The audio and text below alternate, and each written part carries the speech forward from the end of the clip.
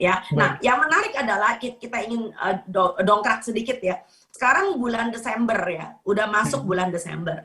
Banyak sekali akun-akun di Instagram, media sosial sudah mengatakan Hai Desember gitu ya. Tapi tolong diingat, Hai Desember buat orang Indonesia itu sama dengan bulan penuh dengan bencana alam ya.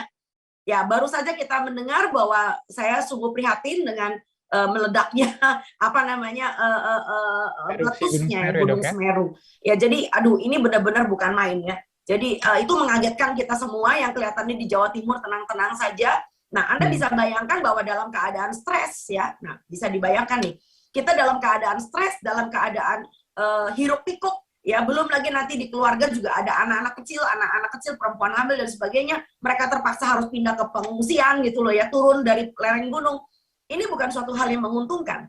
Nah, apalagi sekali lagi barangkali kita juga tentu akan menjalin atau berkolaborasi memberikan donasi misalnya. Nah, jangan sampai donasi kita juga nanti akhirnya malah membuat kekebalan tubuh orang menjadi turun atau anjlok imunitasnya ya, sementara justru yang kita perlu dongkrak dari mereka yang kebetulan keseripahan ini, kemalangan ya, kena cobaan, kena tantangan hidup, ini justru harus daya tahannya lebih tinggi.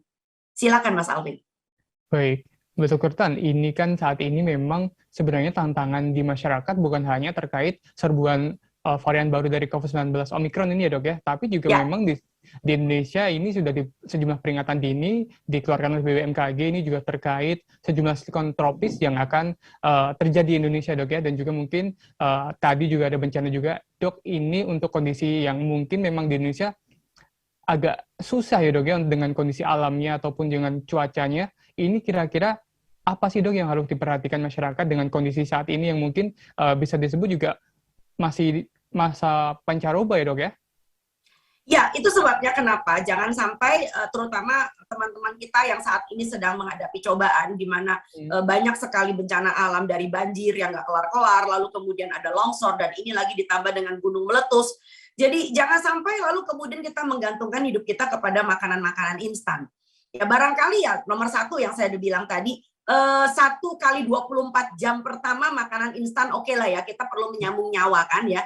Tetapi hal yang pertama yang saya akan himbau kepada Pemda, itu tolong dirikan dapur umum. Dan dapur umum harus kita bagi dua. Ya, ada dapur umum untuk PMBA, pemberian makan bayi dan anak, dan juga dapur umum untuk masyarakat umum.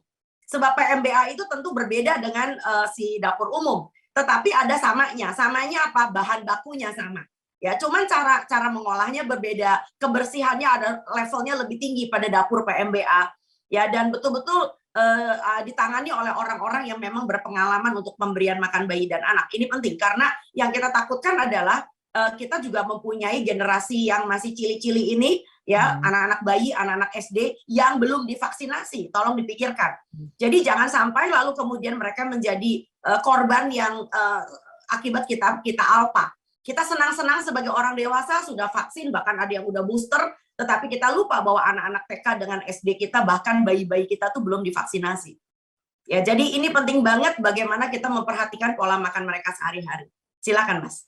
Baik, dok, berarti memang ini selain yang harus kita jaga adalah asupan nutrisi, dan ini juga vaksin penting sekali ya dok ya, terutama ini masih di masa pandemi juga ya dok ya? Ya. Baik, tadi Dokter Tan sedikit menyinggung perihal penanganan di masa bencana ya dok ya. Mungkin kita akan sedikit berbelok dari topik ini dok. Mungkin dok sebagai acuan atau mungkin saran dari Dokter Tan ini untuk penanggulangan bencana bagi sejumlah orang yang ingin memberikan bantuannya. Ini sering juga kita sebenarnya sebelumnya di episode sebelumnya sempat kita bahas juga ya dok ya. Ini untuk apa sih ya dok yang kira-kira bisa kita berikan sebagai donasi untuk masyarakat yang membutuhkan di masa banyak sekali bencana yang terjadi di Indonesia ini dok? Ya, donasi dibagi dua, donasi dalam bentuk makanan dengan bukan makanan.